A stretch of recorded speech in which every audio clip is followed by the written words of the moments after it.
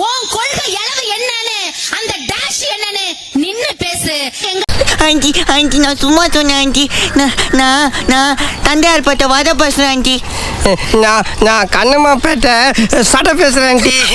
What வடை சடையா? அழுத்தம் கொடுக்கறாங்க. சரி நாங்க பேசினாதான் எப்படி? நாங்க பேசினாதான் திமுக தோத்துருமே. Is it? நாங்க பேசினாதான் அது சரியில்லையே. இப்ப எங்களை விட வேண்டியதானே? எதுக்கு பச்சோந்திகளுக்கு காசு கொடுத்து வீடியோ போட சொல்றீங்க? என்னடா சொல்ற? என்னால நம்ப முடியலையே. இவர் இந்த பூம் பூம் மாடு தமிழ்நாட்டினுடைய முதலமைச்சர் யாரா இருக்கிறாருன்னா பூம் பூம் மாடு. ஏண்டா நியாயமா பண்ணுங்கடா, அநியாயம் பண்ணாதீங்க. பின்னாடி அவனாச்சும் ஸ்கிரிப்ட் எழுதி கொடுத்தா அதுக்கு இது பேசலாமா? பூம் பூம்னு மாடு ஆட்டும். டவுலுண்டு ஆங்கர் தான்டா அவ்வளோ பெரிய கப்பலே நிறுத்துது. ஏதாச்சும் சோழியை உருட்டி விடணும், இல்லாட்டினா அரகஜாவை தடை விடணும். தடை விட்டா பூம் பூம்னு தலையாட்டுவாரு.